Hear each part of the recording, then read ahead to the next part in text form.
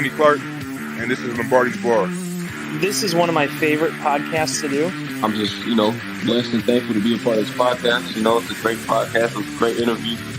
Maybe I know that you guys obviously being the best Packers podcast that's out there. I had Malort this weekend, so I'm not tasting anything. Oh, good. He did. God. He did. That was fantastic. Because it said, "Did you ever try Malort?" And I said, "No." And then it said, "Do you want to take a shot of Malort?"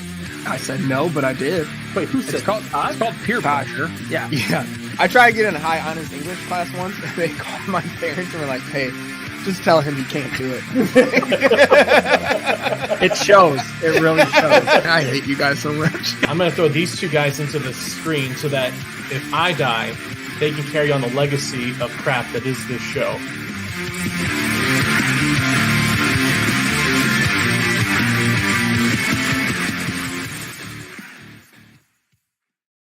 And welcome in, Green Bay Packer fans, to another edition of Lombardi's Bar. I'm your bartender, Dan Connick. Thank you so much for joining us again this week. And don't look now, gang, but the Green Bay Packers are on a streak. And not the bad kind of streak that we were on before this season. And not the weird kind of streak, like Will Ferrell to the quad. Bring your green hat. Is KFC still open? It's a little cold out there, Frank. No, I'm talking about a winning streak. The Packers are on a 2-game winning streak and 3 games left to make the push for the playoffs. We have the Dolphins coming up here on Christmas Day because I'm never allowed to enjoy the holidays ever again, apparently. To talk about that game and this past week's game, big win. Let's talk about, let's bring in Jimmy. Let's bring in Jimmy first. I like bringing in Jimmy today. Jimmy, how you doing, buddy? I'm good. This is a first time in a while we can talk about the Packers having back-to-back wins. So, I'm riding this emotional high. We haven't had that really since like week 3. So week 4, whatever it was. I think, like the second week of October, maybe was the last time it was a win coming off of another win. Yeah, Todd's holding up 4. Week 4. Yeah, so it's been a while. A lot of losing. Been a while. A little hope of that Cowboys win, and then right back to losing. So just some. I'm just gonna enjoy this while it's lasts because I'm not looking forward to Christmas. So. Yeah, Christmas might be a little rough for everybody. Mr. Christmas Spirit himself, Todd Varney. Todd, how are you doing, sir? Terrific, Dan. How are you doing? I'm good. Did you guys catch my hand signal there? I saw it. Yeah. I saw you caught mine too, which was correct. Yeah. It's been since week 4 that they had back-to-backs. Yeah. I ran the out route. I ran the out route like you wanted me to. Yep. I want to say right off the bat, even if Christian Watson sees that hand signal and runs that route, he's not scoring a touchdown there. He's getting his ass blown up. I don't know. Right? If it was Lazard or Cobb, yeah, probably getting smoked. Watson's a different freak. You saw on that little drag route where any other Packer wide receiver would have been tackled. He's turned that up and ended up getting like 5-6 extra yards. He's a different athlete. I mean, he's a different athlete, but it was like you're on the 2-yard line. Like the speed of that, he was ready to get blown up. He just dropped the ball. The ball wasn't close to him. Yeah, right. He didn't run the route. I think there was a chance he would have scored. I don't think it was a guarantee. I think with the ball in Christian Watson's hand, with Christian Watson, everything is possible. Yeah, he's like the baby Jesus of the Packer team. Yeah. Keep outing him though, Dan. Fucking hater. Yeah. I might. Yeah. I just fucking might. Did not know this. Happy birthday. Happy birthday, Emma. To Emma, friend of the show, Happy birthday, network. Emma, and Emma's twin brother.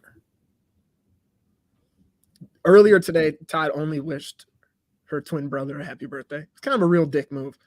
Absolutely. Wait, is that a joke or a real thing? No, she has a twin brother. Everyone knows this, Dan. This is common knowledge. I did not know that. Everybody has known this forever. Yeah. I didn't definitely learn it this morning. We text her all the time about it and say, "Hey, Emma, how's the twin thing going?" Okay, to be fair, like 2 years ago when we started this thing, and we had Big B in the chat like nonstop, right?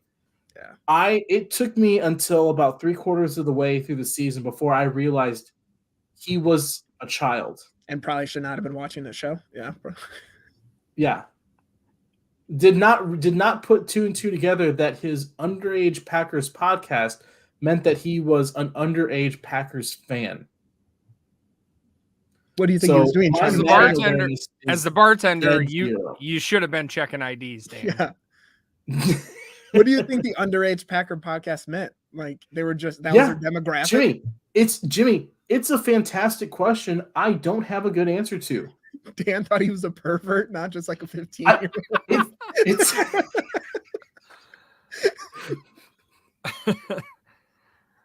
Dan's just DMing him all the time, like, "Hey, can I come on the show sometime, guys?" Yeah. I got this real cool thing happen January 6th. Yeah, I'm open to come on your show any day except January 6th. There was no transition for that. You don't need it. The transition wasn't there. Jimmy's not the transition guy. Everybody knows that. Pops in the head and it goes. Don't understand why. I don't understand why I'm so hated. You're not hated. It's so easy to pick up. Speak for yourself, easy. Jimmy. I make it easy. Don't be putting words in my mouth. So, guys, how are you feeling after a win like that over the Rams? Is it fool's gold to say that this team is back on track? Because that, I think a lot of people have said that is the most well-rounded game we've seen from the Packers in several weeks. Really? So, like, are you believing that things have changed? Are we waiting to see what happens against like a real team? I don't really think things have changed. I think the Packers are they're beating competition that they should beat. Like we've said all along, the team's talented. They're just not really playing. Whether they're not as good as last year, but we all said they haven't been playing as well as we thought the team's capable of. And I think right now you're just seeing that they are beating shittier teams than them. I still don't think they're able to go into Philadelphia or Buffalo and really beat those teams. Like I don't think those wins showed us anything like that, but I think they're just showing themselves as a middle of the pack team right now.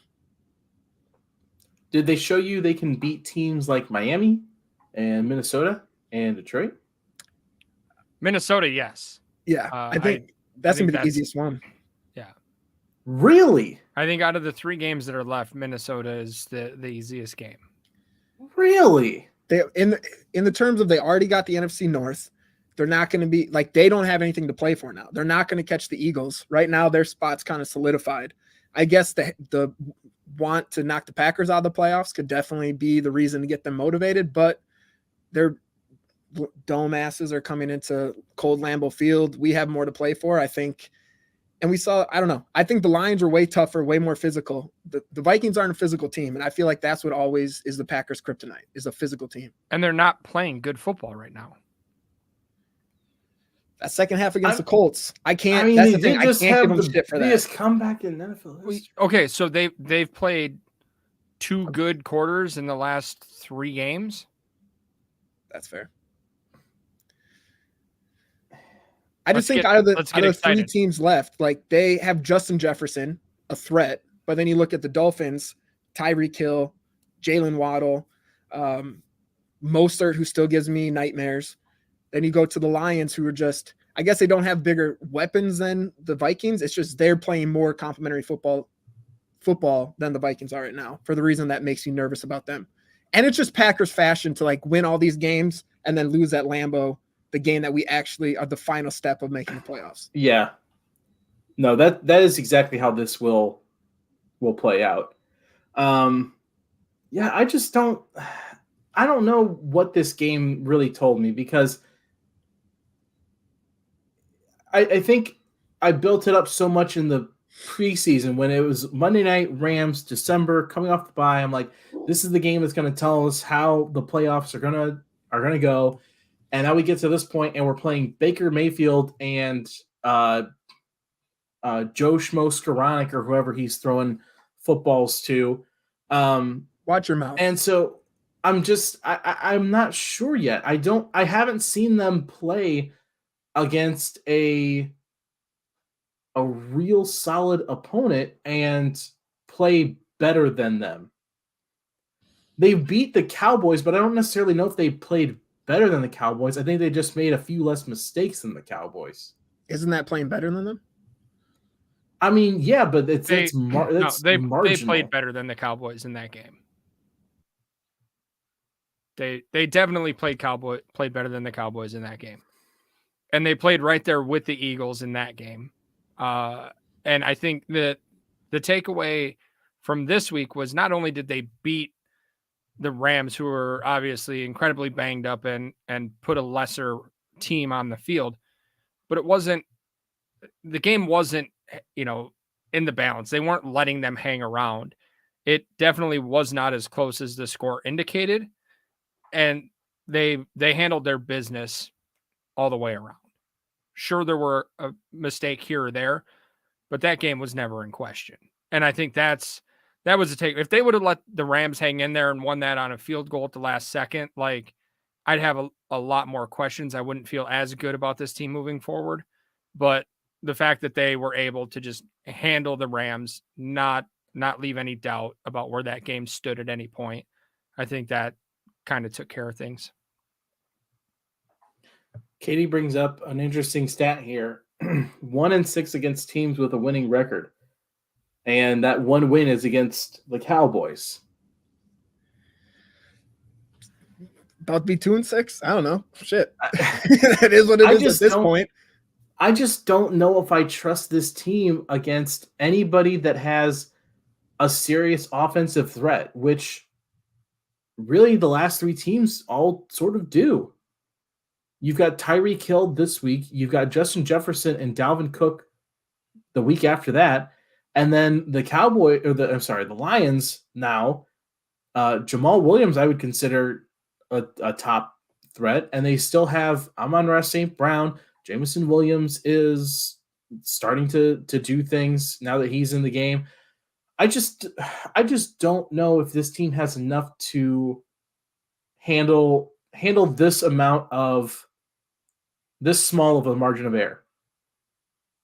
This team isn't built to play these close sort of games, and I don't think that the margin of error is big enough for this team to win 3 games in a row against 3 good teams. Yeah, they haven't shown that this year, so it's fair to think that. But, and I know this is about your favorite player on the Packers, but when you have Aaron Rodgers, like, literally anything can happen. I think that's what people have hope for. Like, if we had Jordan Love back there, as much as I would have loved to seen that 3 weeks ago, like, we'd have zero hope going into next week. But with Rodgers, like, it just takes a couple connections with Watson to get a big play.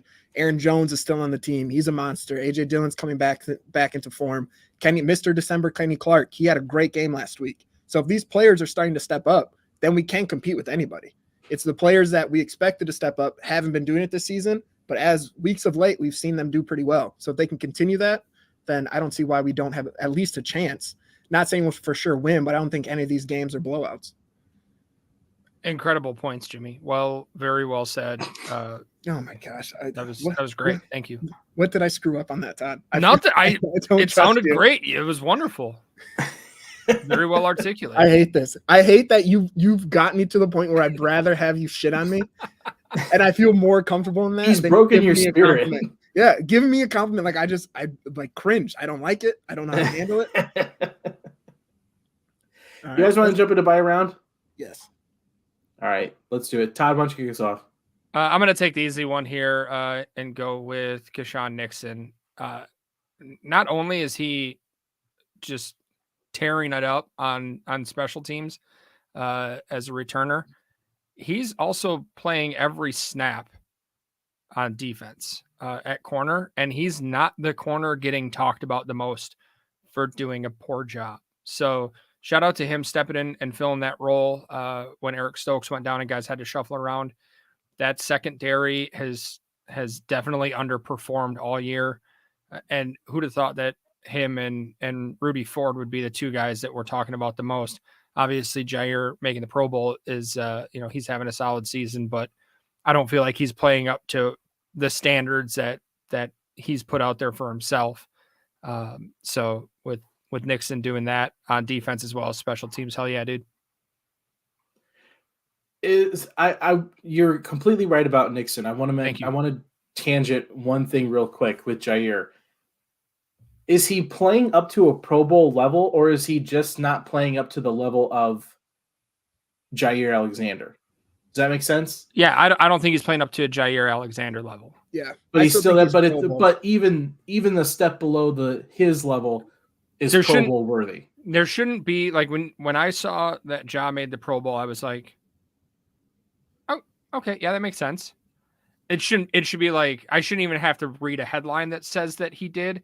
Like it's just known that he's in there. He's the best in the league. Let's look for the all pro headlines. Like that's the league that Ja has put himself in. Yeah. And he's not playing there this year. Yeah. That's the thing. That's a step down as Pro Bowl. We expect the all pro Jair, but it's hard to be all pro. I still can't get over that St. Brown and N'Keal Harry beat him. I can't get over that. That's it's so bad. Yeah. Those are rough. And Corey and Emma both brought up, why they're just now using Nixon. Matt LaFleur came out and said, like, yeah, I can understand people asking questions about that. And we didn't know what we had in him, but clearly we had something pretty special. And LaFleur said he's actually been trying to get time on offense playing slot receiver. Which I mean, love that. The way he's moving with the ball in his hands and the way this offense acts sometimes, like, okay, do it. Yeah. You saw the Patriots do that with their returner, and he went in, he scored a touchdown for them. I think it was like the only one they scored that game, but still, it was nice. Let's pump the brakes. Yeah, that's a next season thing. Let's focus on winning right now. We'll experiment later. We'll work that in during training camp.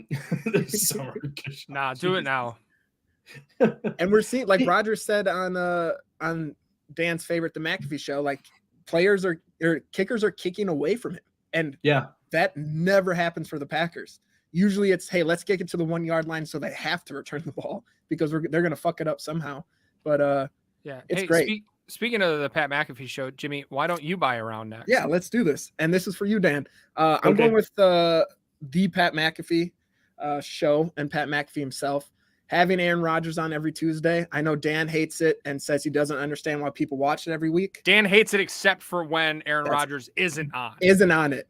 Yeah. Then even more. Because then he wasn't going to watch it anyways, but he's still mad he didn't show up. Yep. I like, they brought him on. They asked him what he thought about the article. He said it was a nothing burger. He thought it was bullshit. The person said, you didn't even read the article. So then today he read the article live and showed that now he read the article and gave his opinion on it, but people are so upset. So it's kind of like a lose-lose for him. Like, I understand he doesn't ask like journalist questions. Mainly, I think that's because like he was a punter in the NFL, not a journalist. And also thinking of us, like when Kenny Clark comes on the show, we're not pushing at him and asking like super tough questions to him. We're just trying to get a conversation. So it's like weird to be like, why aren't they pressing Aaron Rodgers? Why aren't they pressing the friend that comes on the show? Well, that's their friend, and he's just giving his opinion on things. Like, let him talk and then move on from that. Because I guarantee if Kenny Clark came on here and said, I don't believe in vaccines, I would have been like, you know what, Kenny? I don't either. I'm on your side for that now because I want him to come back on the show. Like, it's just life. I will lie about a lot of my beliefs. Jimmy would have started sucking the vaccine out of his arm. Yeah, I'd be like, I'm taking it out. I regret this. You want me to respond or I'm waiting for what you gotta say. I saw your tweet. I saw your tweet yesterday. I want to hear why you don't know. Well, yeah, I think that first off, Pat McAfee said misspoke. Well, let's start here. Did you watch McAfee? I watched that clip. Yes. Okay. I watched that clip of it. Yes. I feel like that's the same as like saying I skimmed the article or I read the headline, got the cliff notes, but sure. Yeah. You watched the clip. Got it.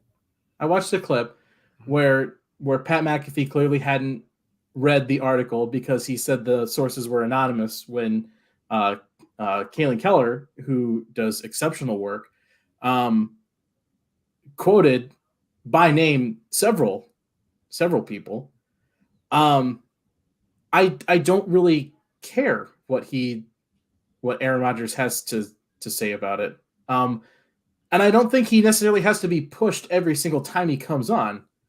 But when he's coming on to talk about why he misled people about being vaccinated, or the article about that is, painting him as sort of a bad teammate or not running the offense well, then yeah, I would like to have a little bit of a pushback of,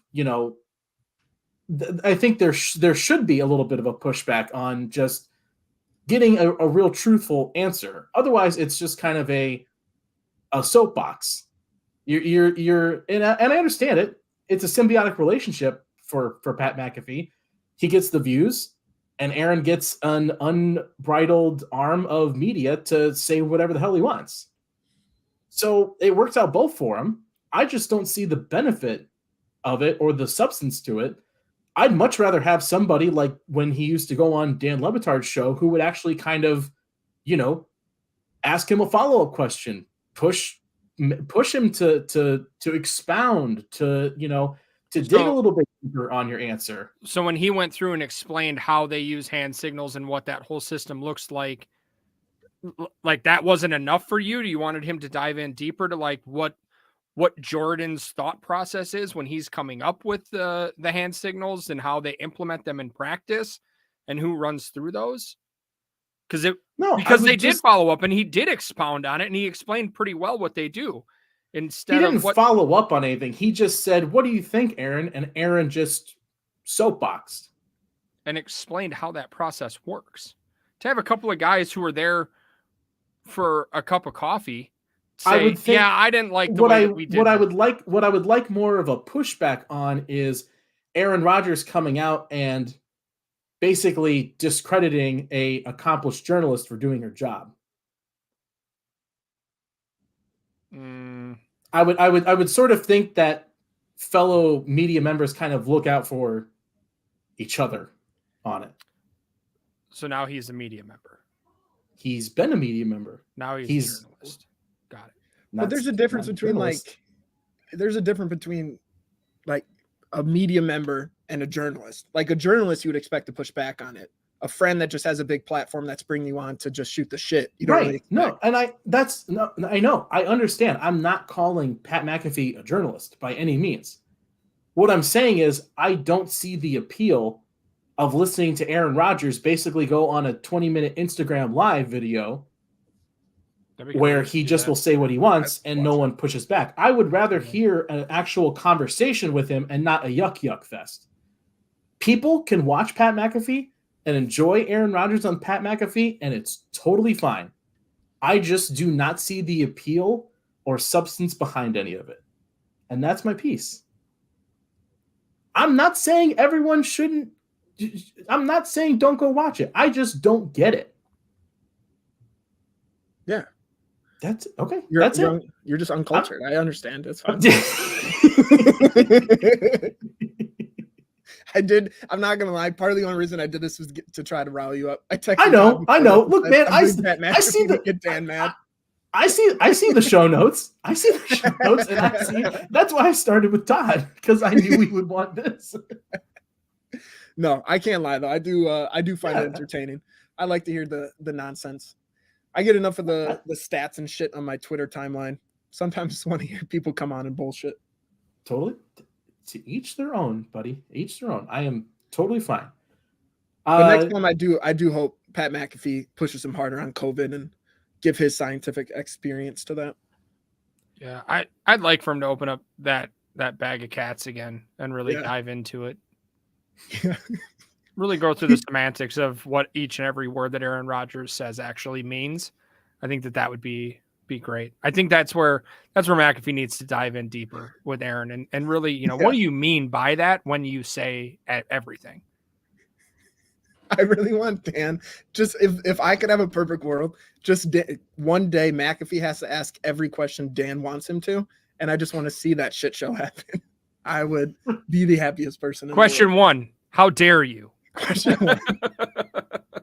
I'm not saying it has to be every single week. When Aaron used to come on Levitard's show, 99% of the time they're asking him about seeing UFOs and They talked all about this that the other day. other silly shit. It was incredible. But if a question came up that where Dan felt that Aaron was sort of dodging the question or giving a little bit of a propaganded response, he would push back on it a little bit, and that's what I want. That's what I like to hear. Do you think though that these answers he's giving on the McAfee show are a little more genuine to what he actually thinks, but we just don't like the answers? Like, No, I don't see him are, on the Levitard show saying like that was a nothing burger, worst article. No, he would. I think he would if he went back on Levitard. He doesn't go on anymore because Dan doesn't let him just say whatever he wants. I think he. I think this Dan is genuinely censor people. This.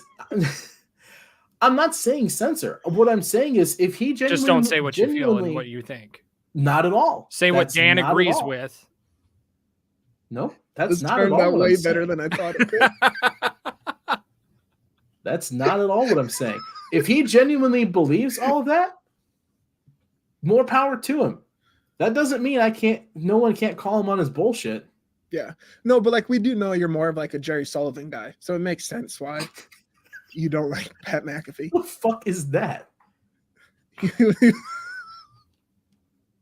He was the Buffalo Bills reporter who said women fans are the worst. Oh, which, listen, as a feminist, I'm going to come out right here and say that's absolutely not true. Yeah.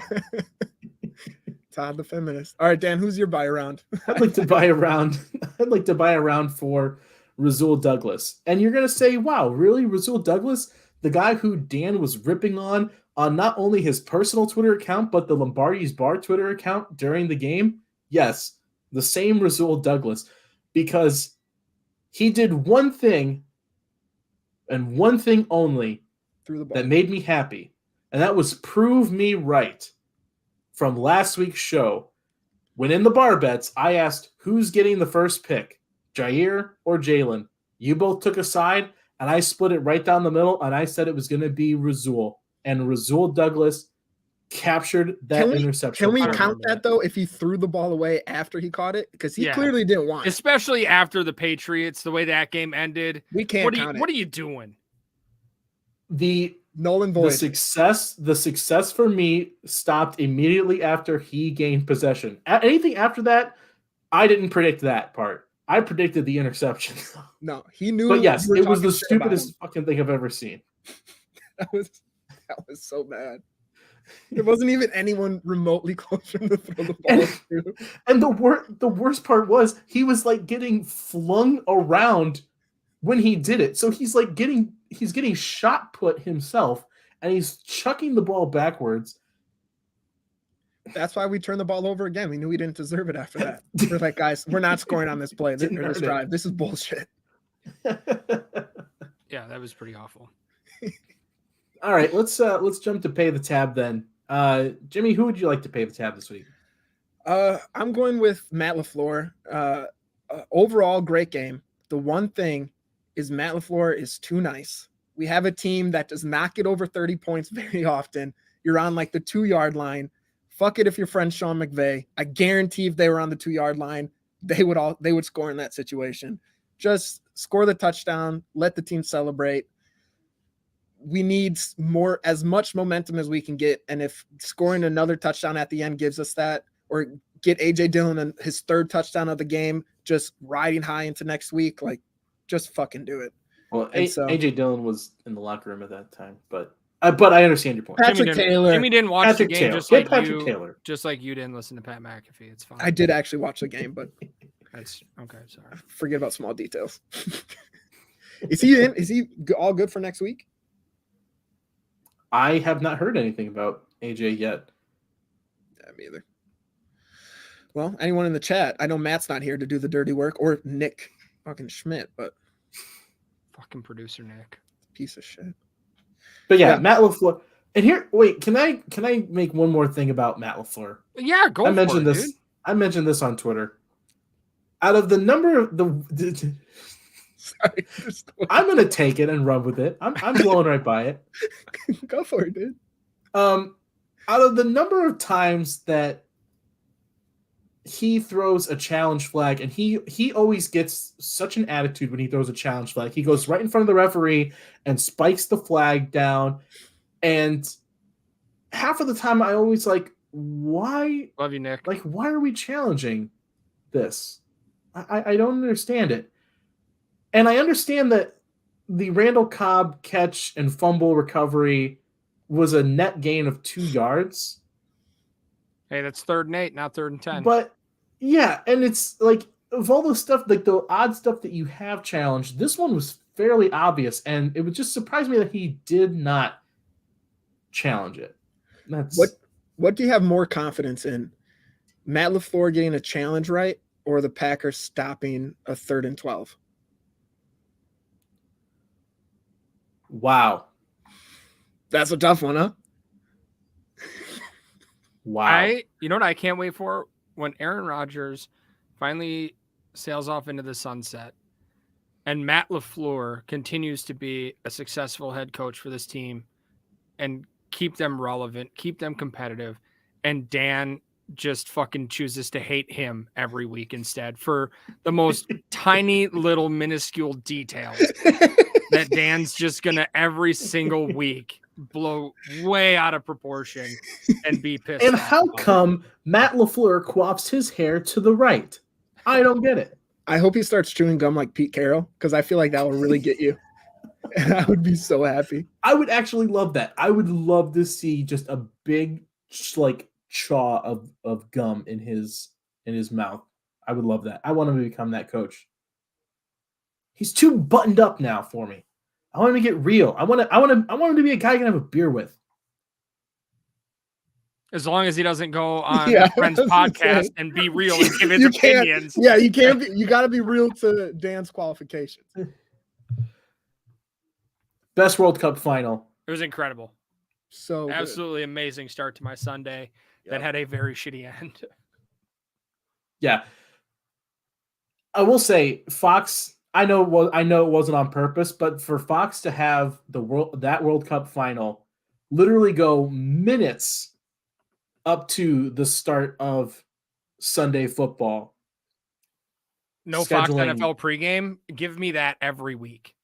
Every week. Like, there's nothing worse than the Packers playing the early game on Sunday. And so I'm like doing things around the house, and I've got to have it on for like 10 minutes just so that I'm there, I'm ready.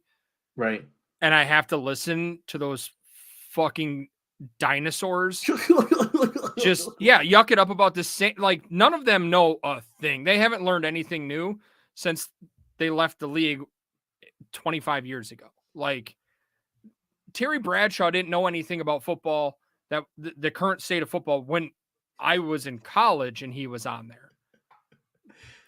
That was a minute ago. Like, the first time I was in college. Sorry. Like, how is that the best Fox can do? That they're like, we're just going to keep putting these idiots up there every week. And who's watching it? Who's watching it and enjoying it? That's what I need to know. Thanks, Danny. Yes, please, everybody, send me fucking candles. Can you Fox? show the hand. Show the hand. Yeah, show us. Show it. Got this hot new fashion accessory, guys. You're such an idiot. Fox You're really is dumb.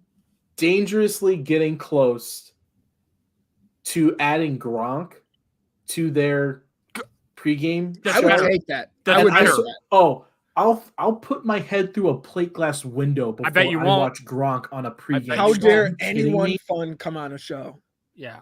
He's not fun. Who would you rather have, Gronk or McAfee?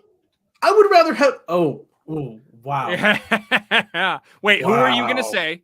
Who are you going to say you would rather have? You were going to say Hitler, weren't you? Trump. Let's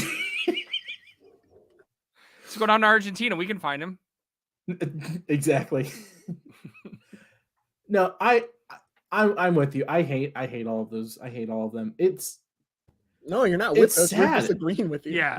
We want No, that. I was changing the subject over Oh, to you didn't the want to old answer the people. question. You're dodging the question like you were mad at Rodgers for doing. Okay. Right. go ahead. Are you gonna push back? Are you gonna push back? Yeah. Who do you want to see? I don't know. I just know I don't like Gronk.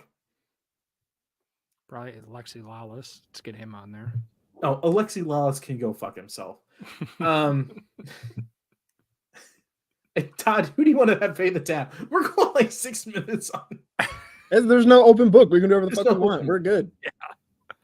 I'm gonna go with Adrian Amos. The fall off from that guy this year has been astounding. And I don't know what, because it doesn't look like it's just that he's lost a step. It just looks like he's lost. And he isn't tackling, he's not covering, he's not recovering. And that pass interference call that he had was the only option he had, was to commit a penalty. One, that pass was so underthrown. An amazing rocket ship of an arm that Baker Mayfield has, just couldn't get it out there, I guess. But like, to just take the dude, like, what are you doing, Adrian? Come on, figure it out. Yesterday, Todd and I recorded for Pack a Day that came out today. I just asked him how he was doing, and he starts with, I burnt my hand on hot candle wax, but I still didn't get burned as bad as Adrian Amos. Just right away rolling into it. I was like, okay, tell me how you really feel, Todd. That shit had me dying. Yeah. It's true, though. He's not good right now. He had that one splash play. That's it. Did I see? Was his splash play recovering the fumble over Douglas? Like two splash plays. No, he's not getting credit for. What are you gonna? He wasn't anywhere near the play. He just was catching up from being burnt down the field. He had to get there. No, his splash play was the one tackle that he had. Yeah, that swing pass. He came and blew that up. Yeah. But again, it was kind of like let's hit him at the legs and hope he goes down tackle. Right. Did I see this right? That Darnell Savage only played one defensive snap? It's a Christmas miracle. That is crazy. And it was like, and I think I saw it, somebody posted it. It was like the worst graded defensive play of the whole game. He had one snap. It was a third down. It was that third down, right? Yeah, he gave up 15 yards on a 3rd and 12. Yeah. That's Joe Barry's system, though. Like that was the play call on that. Yeah. Was let's give them 15 yards here. Darnell, go stand in the wrong spot. Do not get near the football. Yeah, that's what we said yesterday too. Is like, I feel weirdly more confident on like a 3rd and 4, 3rd and 5 than I do on like a 3rd and 12, because they're just standing at the sticks and their first steps are fucking backwards. At least if it's 3rd and 5, they're only 5 yards off rather than 15 yards off. So I have zero confidence. And there's a chance that like the team might run and we might luck into stopping them on the run at that point. Dean Lowry falls in the way. There's no way stopping it. My pay the tab this week. Nobody on the Packers, but Jeff Saturday and the goddamn Colts. For a guy who like doesn't think that they played, like, you can't find anybody on this team. They didn't play a good game against a bad team. Nobody needs to pay the tab on that one. You got to go to the Colts. No, okay, Dan. No, it's fine. It's fine. It makes sense. It makes sense. I didn't say that. Rasul Douglas should pay the tab. You bought him the round though. Yeah, and now he should pay the tab. That you're paying for? Yeah. Pay my tab. You wild man. I know. I'm crazy. Let's talk about the Colts. I was going to say, which way are we going with this? I don't know what to comment on. What the actual F?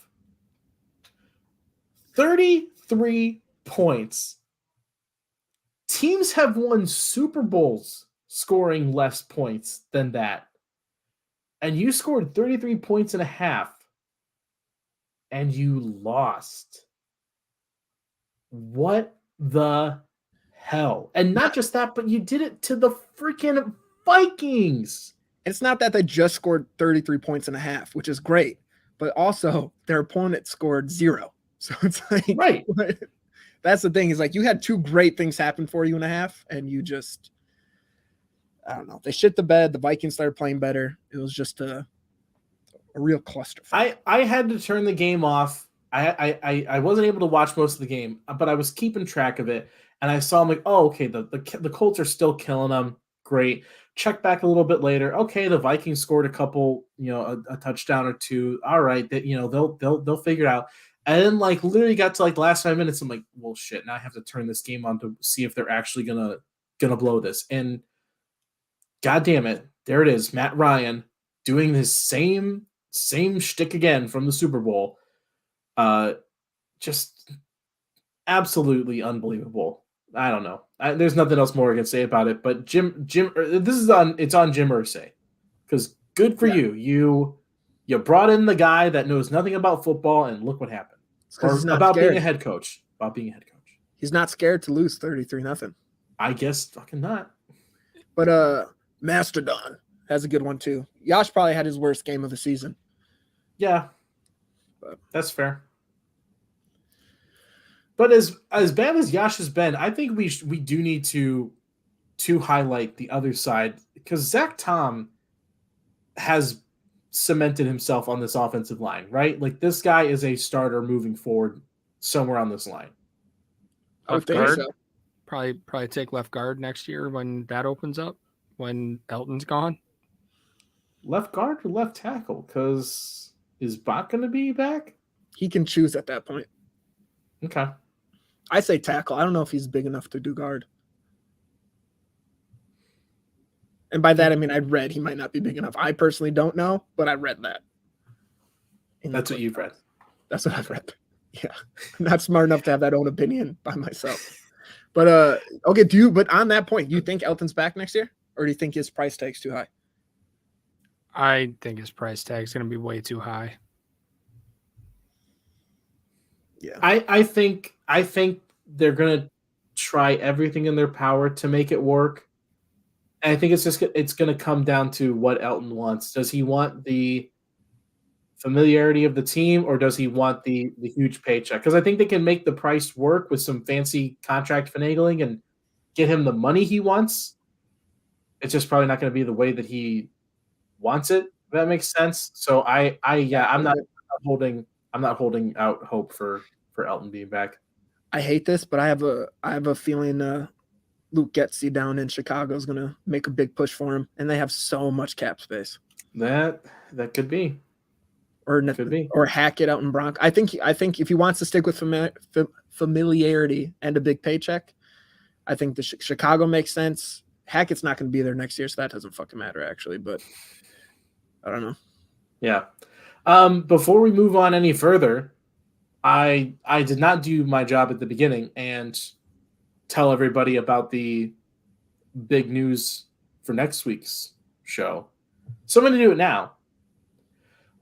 Make sure you are tuned in next week, our post-Christmas episode, because we will have none other than longtime friend of the show and official most frequent Lombardi's Bar guest, Kenny Clark, live on the show with us next week.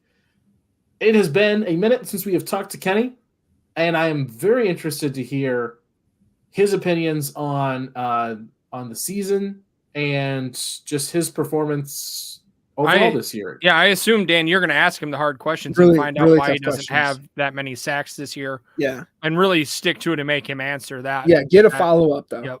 Really push him on that one. Yeah. If you can do it in a proper way, then yeah, I think you can without being a dick. Okay, I feel like we need to specify right now. Please don't do that. I really like that he's. I would like to ask how he, because while he hasn't shown up huge on like the sacks or the big flashy plays, he's had an incredibly solid performance this entire year. And so I'd like to ask him his opinion on how he treats a season where he might not be putting up the big flashy numbers, but is still doing the job and the work that the team expects of him. So you're not going Would you like to just Yeah, go? not gonna- Would you like to do show prep for next week now? Right now. Right I now? want you to read Hold the on, list of questions. Are you implying that we're actually going to do show prep for next week? Because that would be the first time this season. We That go would be the solid first 5 time. minutes before the show. These last 30 seconds are the most amount of show prep we've ever done for a future show. This early, yeah. Let's give ourselves some credit. We type up questions day of when guests come on. We do. Should I point out that our show agenda, the title on it is 11/24/21? You don't got to change that. You know what show you're on. We still have ad reads on here from last year.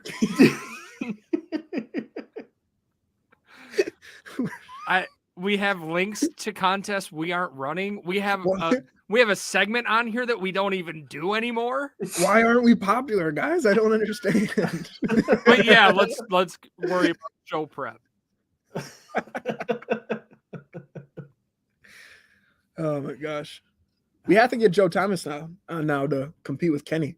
Tie them up again. That's how we'll get them keep coming on. Just make them always stay tied. Yeah, Pitting them against each other. I'll let him know It's he's the falling classic behind divorced in the- children syndrome. in the standings. You know he'll be upset about it. All right. Do you guys want to go over some bar bets for this week's game against the Dolphins? There's Yes, nothing more I would please. rather do at this point. Yeah, I figured so. That's why I offered to do it. The first one, let's talk about Tyreek Hill. 200. I have been dreading this game since before training camp even started. I guess I don't know since training camp. Whenever Tyreek Hill joined the Dolphins, I have not been looking forward to this game because I feel like Tyreek Hill is going to absolutely pants this secondary. So over under 175 yards for Tyreek Hill this week $5 against carries Joe Barry. Over. Todd's Over. going over, hammer the over. We've seen, like we said, Ja's not having a Ja type year where you can count on him to just shut a guy down. And he won't Obviously, be on him. it's not just on him because he's not following guys. Razul not capable of keeping up with him. The only thing that will keep Tyreek Hill from going over 175 Injury. is if Jalen Waddle goes up for like 200. That's the only thing. All right, Jimmy. I hate this. 175 is such a high number. And there's also part of me that thinks you could do it by halftime. That's how bad this is right now. Jalen Hurts almost ran for this amount in one half against his defense. And it's The still way to didn't break stop the him- fucking record. The 49ers show you got to press them. Joe Barry has shown he refuses to do that. Middle of the field is our weak spot. Tyreek Hill in the middle of the field is real fucking dangerous. I'm going to go 3 box carries over. Only 3 because that's such a high number. Okay. I'm gonna go right with Todd. I think it's fine. I think it's so freaking over. Like this might be record-setting numbers for Tyreek Hill this week. It's just bad because their offense is just, I said this on Packet It, their offense matches up so great against our defense. Like this is a defense that if they could play every week, they'd break every NFL record that there is. Yeah. Well, and like, what are you going to do? Give him safety help? From who? Our safety help John's needs gonna- safety help. Yeah, Ja's gonna outrun Amos by the time he gets over there. Ja's already ahead of him. He's just looking, where the fuck are you going as he runs past him? He's gonna guard the sideline like you said yesterday. Yeah, Joe Stand Barry right will on the have him hash. covering the flat on a 4 verts. Okay, so I wrote this question before saying that AJ Dillon cleared concussion protocol, but I still think that it's a fair question to bring up. Over under 8 rush attempts for Patrick Taylor. He had 4 this past week in the half where AJ didn't play. Do you think they play it conservative with A.J. Dillon? No, not at this time of the year. We You can't. don't think so? No. Okay. I'm going under 5 5 Bakhtiaris. Bakhtiaris under. Okay, Not- so it not is only a bad that, question. Okay. Because here's the thing. I feel like this is going to be a game that there's not going to be like, I would be surprised if Dillon gets 8 rush attempts. Like, there's going to be points getting put on the board. There's going to be a lot of passing in this game. I don't know that there's going to be that many rushing attempts to go around. I don't know. The Bills. You think? Singletary had a great game against the Dolphins. Whether it's run game, pass, or I guess, in the passing game too. That's where Singletary did pretty well. But I don't know. This Dolphins team isn't that great at run defense. No, but when they're putting the points up on the board that they're Then you can't run. Yeah. What we That's- saw against the Bills, we didn't really give a shit about that. So That was fair. years ago. Anything before Thanksgiving doesn't count anymore. That's fine. All right. The last question here, guys. Will Packer fans have a Merry Christmas? AK, will we win the game? I'll let you decide what that means.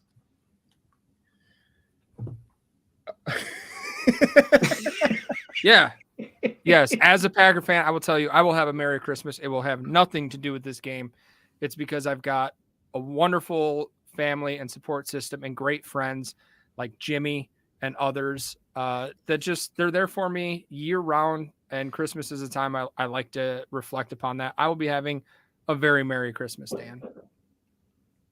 You're also my friend, Dan, but I don't need to say it to you. I was just happy to be included in others. Yeah. Yeah. See, I knew you were. Jimmy has a complex where if I don't mention him, then he's not my friend. And if I do mention him, then I playing a trick on him. So Yeah, pretty much. You described me perfectly right there. Yeah. I'm going to go the complete opposite of Todd. I think a lot of, based on Packers Twitter, when a signal about an article about hand signals come out, I can just imagine what happens when our season's over if we lose to the Dolphins. So I'm going to go with no, because Packer fans will find something to bitch about. I mean, they will if they win. Yeah, so could they actually? There's no Merry Jimmy, anything. I just bitched for a whole 60 seconds about Matt LaFleur throwing challenge flags. We're gonna find this. There's gonna be something. I've given up on you, Dan. January, I don't think you can ever be happy. January 6th only recognizes Christmas.